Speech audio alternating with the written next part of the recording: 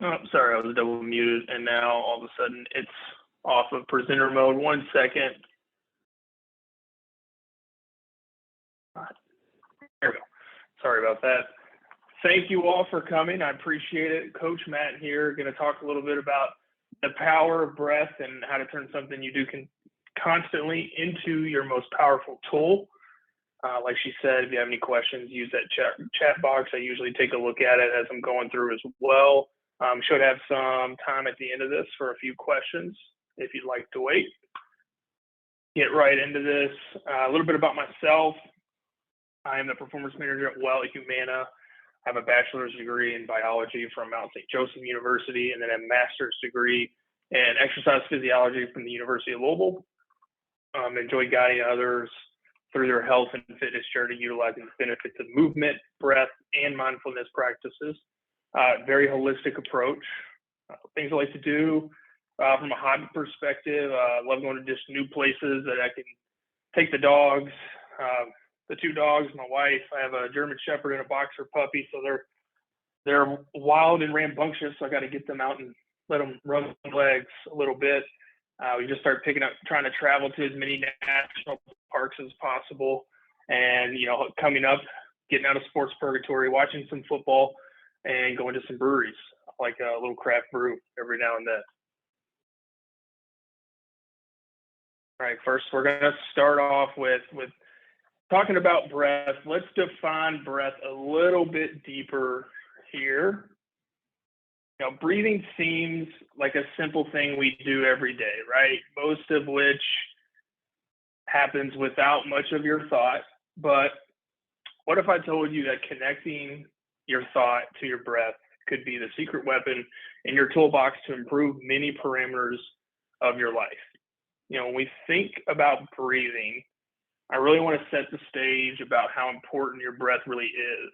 So if you read that first line, we can go weeks without food, days without water, but only minutes without oxygen. So just kind of setting that stage of how important oxygen is to all of our tissues and organs throughout our body. According to the Cleveland Clinic, 12 to 20 breaths per minute is considered in range, which puts us at around 18,000 to 28,000 breaths per day. You can see there I have the average 20,000 breaths per day.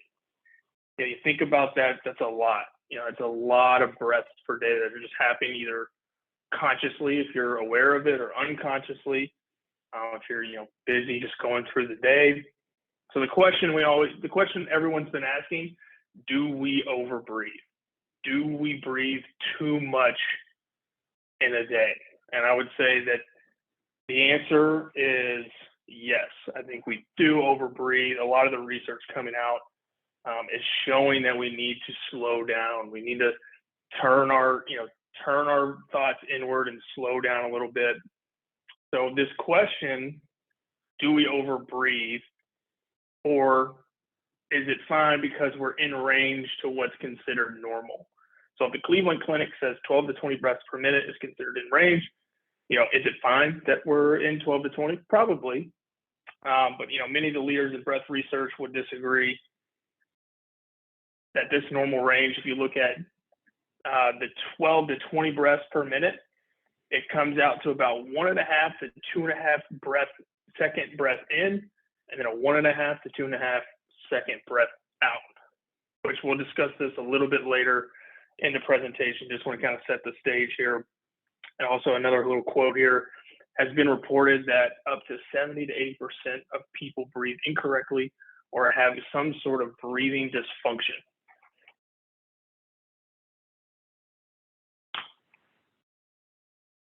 Now we're going to move a little bit into the physiology of breath. So the first point here, nose versus mouth. When you think about breathing, do you even think about, do I breathe through my nose? Do I breathe through my mouth? Many of you might have seen the Netflix Stranger Things, or calling them a mouth breather. Are you? Have you thought to sit back and kind of experience that? Am I breathing through my mouth predominantly, or am I breathing through my nose? Some of the physiological differences between those, the nose versus the mouth. Mouth breathing is associated with a heightened fight or flight states. So think about that, like here on the second one here, sympathetic nervous system, fight or flight. Back in hundreds and hundreds of years ago, we used to predominantly breathe through our mouth in states of heightened states of survival. So mouth breathing is also associated, or has been also associated with increased irritability and anxiety. Now, when we switch our thoughts to nose breathing, what happens? Well, when we breathe through our nose, it warms the air, it filters that air, it humidifies that air, it pressures the air that we're breathing in, making it more readily utilized in our body, and also protecting us from harmful toxins or pathogens. Nose breathing also extracts roughly 20% more oxygen compared to mouth breathing. Nose breathing is also associated with more diaphragmatic, or what we will call belly breathing, compared to chest breathing.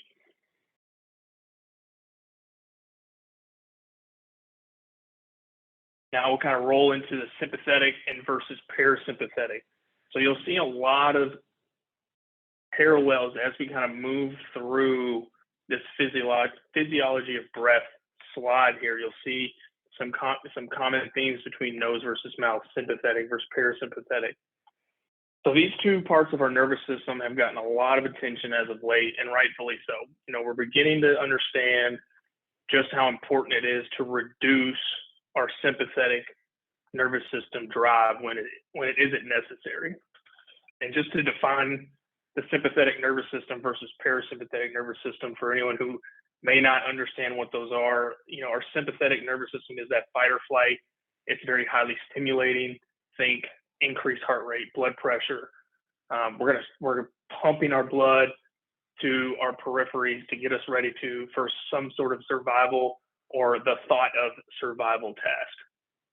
And then parasympathetic, think rest, digest, maybe calm, peaceful state. Think decreased heart rate, decreased blood pressure, maybe a sense of calm, a sense of tranquility. Those are all associated with what the parasympathetic nervous system does for our body. And then lastly, oxygen versus carbon dioxide. I think this is one of the more interesting ones, and maybe one of the more common misconceptions that just is easily held. So when you think oxygen versus carbon dioxide, which one drives more oxygen to our tissues and organs? Would it be more oxygen, or is it carbon dioxide? Many would easily deduce, if I want more oxygen in my body, I just need more oxygen, right? However, this is explained as the oxygen carbon dioxide paradox. How much air we breathe doesn't actually dictate how much oxygen gets into our tissue and organs. What actually does is the amount of CO2 in our blood, which triggers the release of oxygen from hemoglobin. Hemoglobin is our oxygen carrier in our red blood cells. To get a bit more granular here, to show just how much oxygen is typically circulating in the bloodstream, there's approximately 25 trillion red blood cells in your body. Of those 25 trillion red blood cells, there's 207 hemoglobin in each red blood cell. Now, in each of those hemoglobin, there's 4 oxygen molecules per hemoglobin. So rather large number, right? But remember, we can only go minutes without oxygen, so we need to get a high number circulating all the time. Just kind of showing you a little bit of how important oxygen is to be regulating, but then also kind of that misconception of, if I need more oxygen, I just need to breathe more and breathe more rapidly. When really I need to actually raise my carbon dioxide levels up a little bit, and that will trigger the release of more oxygen to our tissues that we need to get them to. All right, so enough talking here. So now we've just talked a lot about the physiological effects of breath, but what about the physical effects? So I want to take a little bit of time here to show you, give you an opportunity, walk you through a few of these tests so you can feel the difference in the different types of breath or kind of methods of breath that we have. So this first one, I want you to take a seat, heels flat to the ground, sit up nice and tall, just hands relaxed. So a maximum uptake. So the aim here is to physically feel how different these types of breathing effects, the way our bodies feel physically and mentally, as well as how well we may maintain or tolerate carbon dioxide increases in the body. So maximal uptake, I want you to think here, you just finished sprinting as fast as you possibly can, either up a hill, across the street, you're getting away from someone chasing you, whatever it may be. So I think all through the mouth, I'm going to breathe in deep, or not deep, but rapid, and then rapidly out as well. So I'm rapidly inhaling, rapidly exhaling. And hopefully you guys can hear this with my headphones, but it'll sound like just like that. You're going to repeat that for 30 seconds. I want you to, before you start, I'll start the clock here. I want you to take a second, check in, feel how you're feeling right. Think about how you feel right now. And as soon as that 30 seconds is over, I want you to take some thought, see how the changes, feel how your body changed physically from rapid inhaling and exhaling through the mouth. So, all right, here we go. Everyone's ready. We're going to get started. 30 seconds. So it'll sound like this. 3, 2, 1. Remember, you're trying to bring in as much air as possible and expel it as fast as possible. Deep breathing. Start to feel how your head feels, how your hands feel. You feel some mental, a different mindset kind of coming through your mind here. Keep going in, out rapidly for 30 whole seconds. You have 5 more. 3, 2, 1. Relax. Take that deep breath. I want you to check in with that. See how that felt. You may have, your head may have gotten a little lightheaded. You may have felt some tingling in your fingers.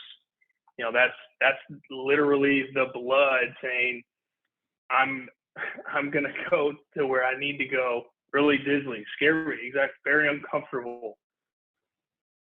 These are all things when we rapidly breathe, dogs don't like it. I like that.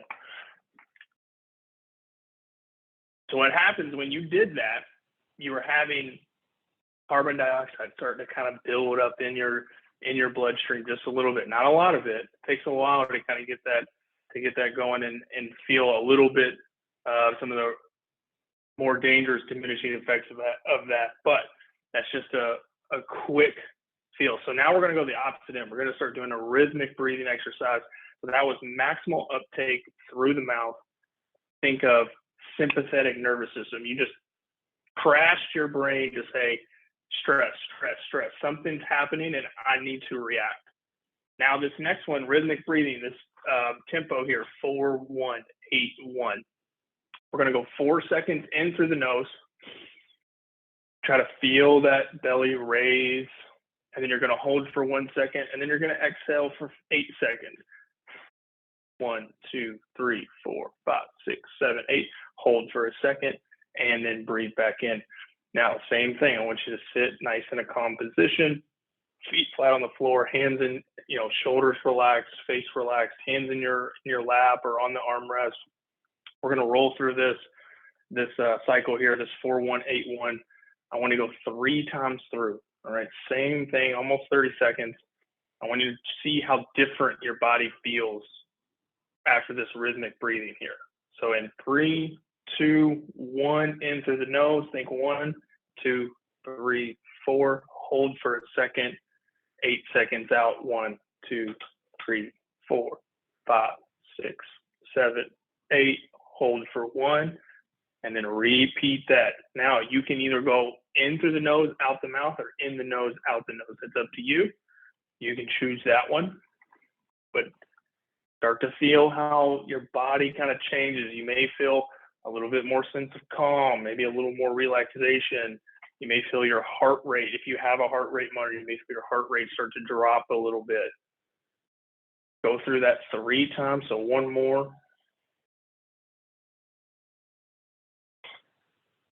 Probably noticing that you can't, even if you don't have a blood pressure monitor on, but you would notice your blood pressure is starting to kind of lower down a little bit. This is all parasympathetic nervous system ramping up. We're driving more parasympathetic tone here. So rest, relaxation, recovery, all these things. So once you finish, see how different. Just lost my yoga type of breathing you did for meditation. Yes, this is all very similar. You're going to see a lot of similarities with yoga, meditation. Heart rate's definitely going to come down.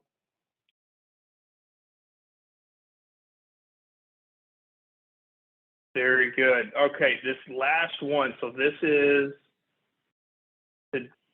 more to see how much your body can tolerate CO2 as it rises in the bloodstream.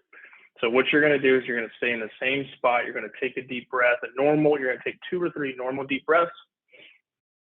Just a normal tempo. I think 4 in, 4 out, 4 in, 4 out.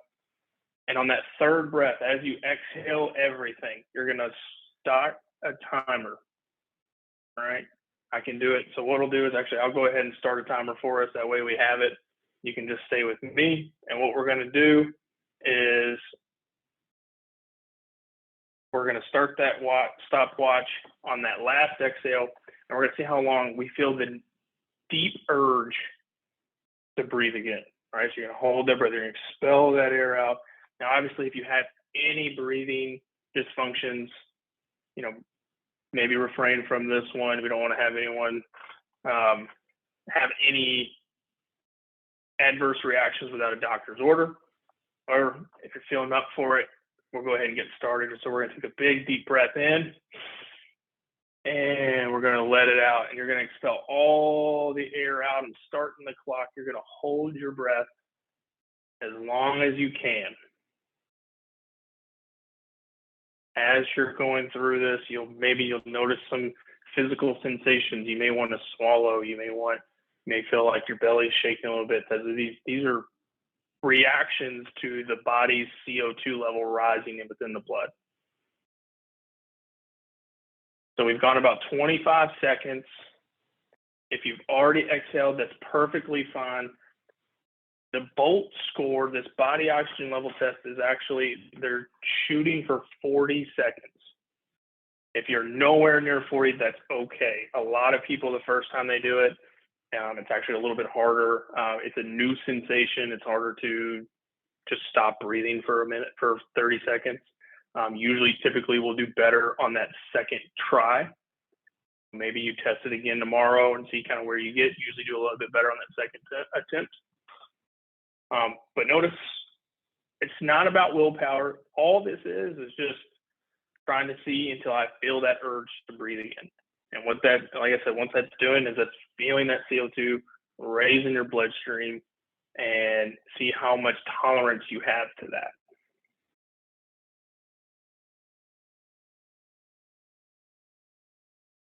Oh, moving on. I think I clicked the right one. All right, so you may have felt a little defeated. On your long exhale, you started that clock.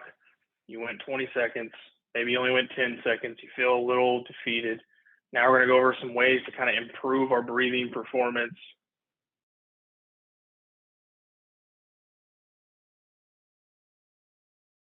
This first one we're going to go with nose breathing, nasal breathing. All right, we want to shift our predominant breathing to nose instead of our mouth. All right, you want to start with some focused practice. Nothing too strenuous while you're doing this. You want to just start with a little bit of that focus practice. Maybe it's just 2 or 3 minutes before you get up to go to work. You just sit there with your mouth closed, breathe through your nose, focus on inhaling through the nose, exhaling through the nose, in and out, in and out. So this is that first one. We want to focus on removing some of our mouth breathing to more nose, nostril breathing. Once you get a few focused practice sessions in, then you can move to more mindful nose breathing when doing mundane tasks. So maybe you go for a light walk. Maybe when you brush or when you do the dishes, you keep your mouth closed, you breathe through your nose. A number of daily tasks, and then you start to practice, and you practice a little bit more, and get better and better at that. And then at some point, you'll just start breathing through your nose naturally. Rhythmic breathing patterns.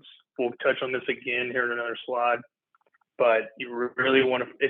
A lot of it is the rhythm itself that's calming. It's that same pattern in, same pattern out, or maybe it's a short pattern in, long pattern out, or maybe it's the opposite. Maybe it's a quick pattern in, or a long pattern in, a short pattern out.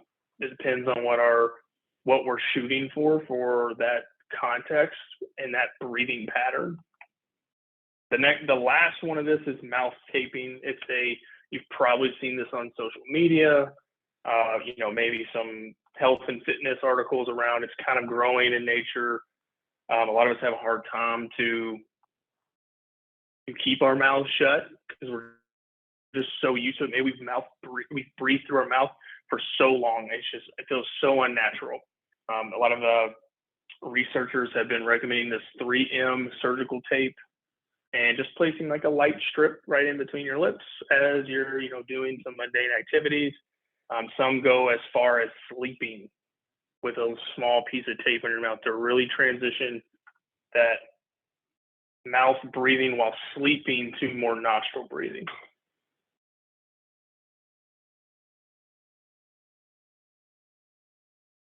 Next one here is improving posture. Who would have thought, you're going to get a little bit of posture 101 in the breathing, but breathing is very affected by posture. As soon as, we roll our shoulders forward, we kind of arch or hunch our back, head forward, playing on our phones. So this position itself kind of collapses the diaphragm and then reduces our ability to breathe deeply. So you want to maintain a more upright posture in the torso, pull our shoulders back, return our head back to neutral. And then this last piece, in James Nestor's book, Breath, The New Science to Lost Art, he recommends closing your mouth and placing your tongue on the roof of your mouth just before the back of your teeth to help hold your closed mouth position. He calls it the magic spot. So utilizing that magic spot, uses it as a cue for people he works with. If he's ever walking around and maybe they're sitting at their desk with their mouth open, they'll say, use the magic spot. It kind of uses it as a quick cue to get someone to be like, oh, I need to close my mouth and breathe through my nose.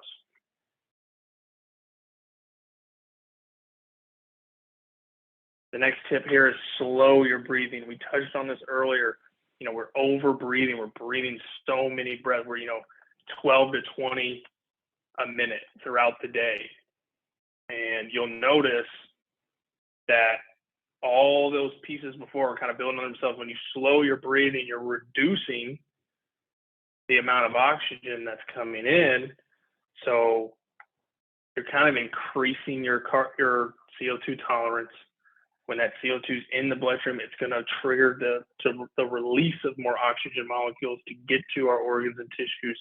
So we're actually going to be more oxygenated rather than less. Just with this one, it's practice. It is a skill like anything else. It needs to be built over time. A balanced rhythm, 4-second inhale, 4-second exhale is it's a very balanced approach that you can utilize all through the day. We'll go over 2 other breathing patterns that are a little more situational. Think of your slow breathing, slowing your breathing as the all day, like you would with water. You would drink water all day. This is kind of your water breathing technique. You're aiming for these 4 to 6 breaths per minute. I really want to dive in or reiterate deep breaths, not big breaths. So a big, deep breath, it means getting into the diaphragm, getting into your belly, that breath. You can put your hands on your belly and your chest and take a deep breath. And if you only feel your chest rise and not your belly, we're actually not breathing deep. We're just taking a big breath.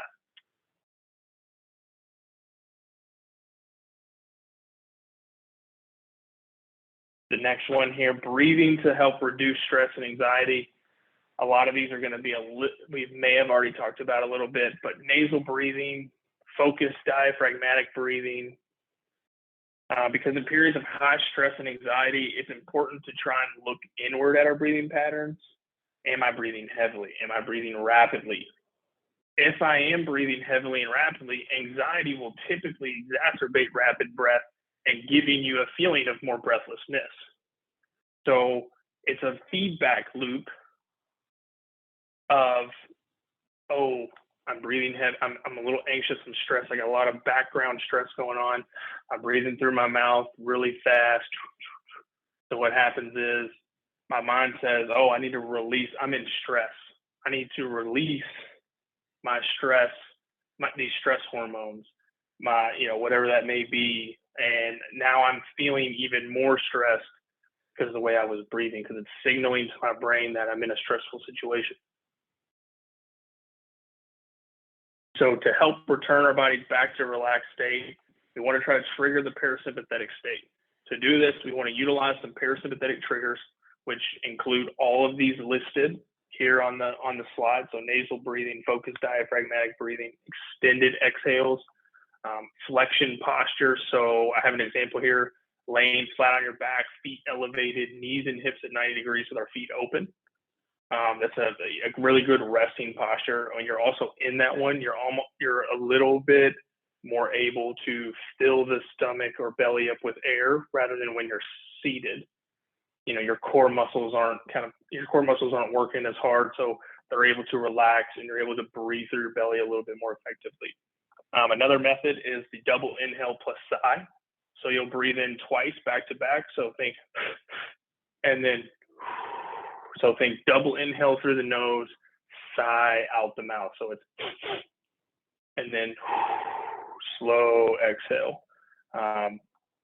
This is just another tool utilized to kind of help bring your body back down from any stressful or anxious state. And then the last one I have here is, finding the tempo that really works best for you. You look over here at this other sheet and you'll notice on all these tempos here, you have different combinations of them. But really what it comes down to is, trying some that work for you, and what, maybe someone who tries this 8-4-12 tempo, it's too long of an exhale. It makes them uncomfortable. Well, maybe they do better with a 4-7-8. But they can hold their breath a little bit more comfortably and then exhale. So it's really finding that tempo that works best for you and being able to utilize that, because there's 100 different tempos that you can use, different tempos, methods, techniques. Some of these you may have heard before, such as box breathing, Wim Hof, alternate nostril, fire breathing, etc. But it's really just best. It's about what works best for you.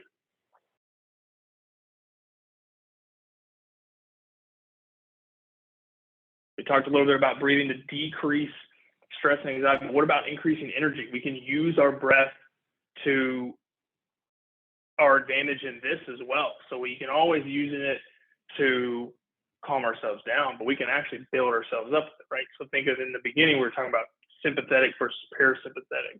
Well, when I want to be energized and I want to be on, I want to be ready to go, I want my sympathetic nervous system to be on. So then we think, flip it over, it's rapid exhales.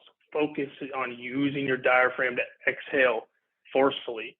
So in the comments, you mentioned, can you demonstrate the 6-2X? So what that 6-2X is saying is you're breathing in 6 seconds, you're going to hold 2, and then forcefully out. So it'd be like breathing in, you count to 6, you hold 2, and then you explode that air out. So same thing here is you're trying not to inhale. You're going to use 20 exhales followed by 2 to 3 balanced inhale exhales for 3 rounds. So this may be something you use when you get up in the morning. Maybe it's before a workout.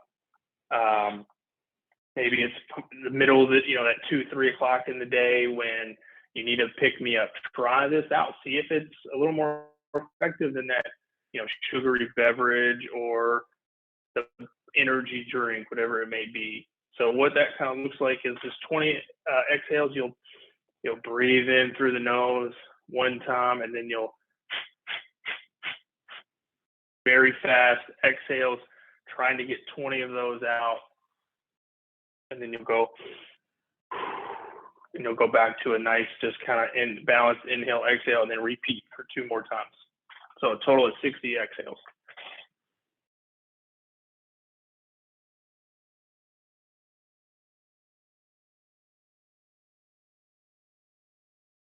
Last but not least, you have RMT, which is respiratory muscles. The same. This is using, this guy is actually in this picture is using an RMT device. You have that. You can do this with a straw. What you want to do is inhale and exhale forcefully for 3 to 5 seconds, holding 2 seconds at each end for 3 sets, 8 to 15 breaths, 60 seconds rest. Maybe 1 to 2 times a day.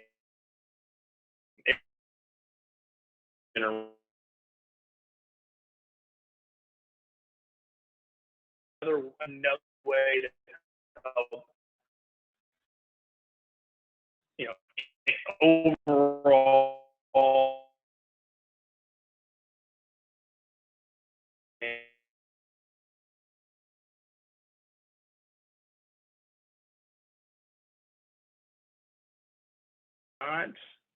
feel free to get in touch with us at well@humana.com with any other questions. Really appreciate you all.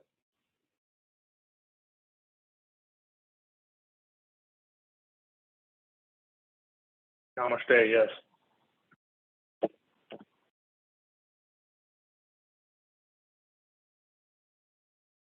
How's open? Breathing.